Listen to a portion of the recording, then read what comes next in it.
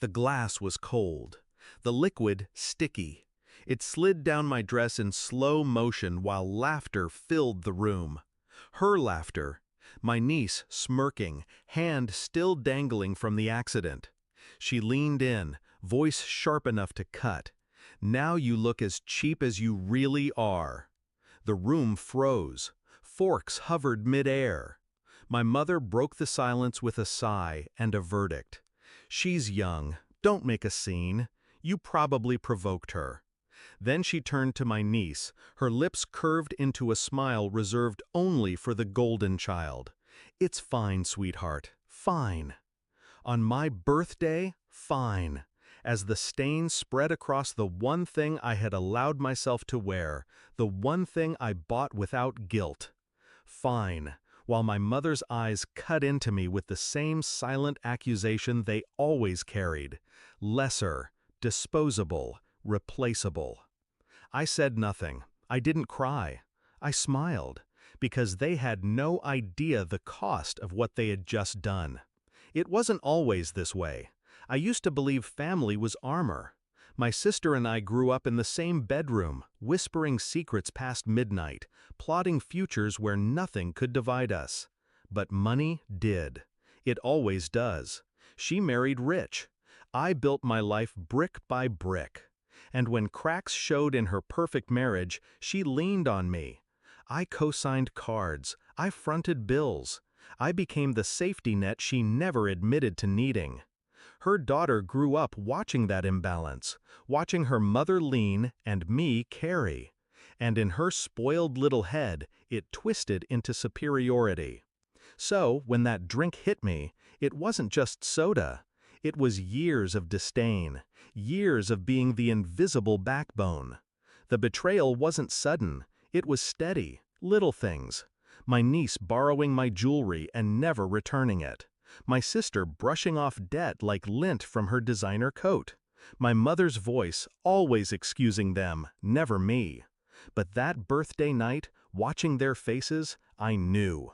They thought I was powerless. They thought kindness meant weakness. That was the last mistake they would make with me. I waited until the house was silent, the laughter gone, the wine glasses abandoned, and I sat at my desk, calm as stone.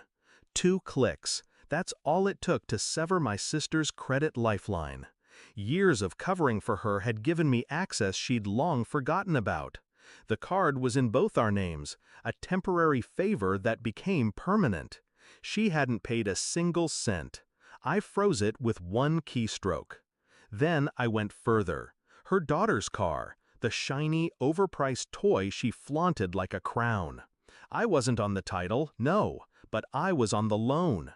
She was underage when she got it, so I signed. My name, my responsibility. That night, I made a call. Quiet, efficient. By morning, at 7:50 sharp, a tow truck rolled down their street and lifted the car away. I wasn't there when my niece stumbled outside, coffee in hand, to find nothing but tire marks where her precious car had been. But I heard the screaming later, through the phone, through the chaos. My mother's voice trembling now, not calm.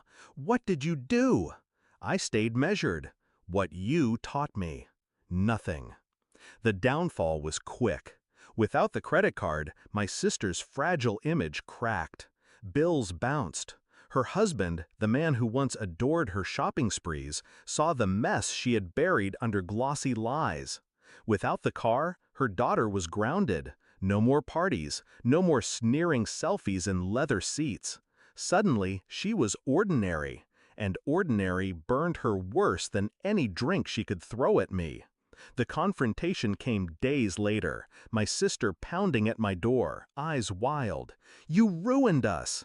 I didn't flinch. I stopped saving you. My mother tried too, calling, pleading, demanding. But her words held no weight anymore. She had made her choice when she told me to let it go. So I did. I let go of all of them. The most satisfying part wasn't the silence that followed. It was watching them scramble, finally feeling the floor they thought was solid collapse beneath them. And me? For the first time, I stood still, unburdened, untouched. They thought betrayal was a game only they could play. They forgot I always paid the bills, and I knew exactly where to cut the wires. Now when I think back to that moment, the drink, the laugh, the sting of my mother's dismissal, I don't feel anger, I feel clarity. Because the truth is simple, respect isn't asked for, it's taken. And on that birthday, I didn't lose anything. I just collected what was always mine.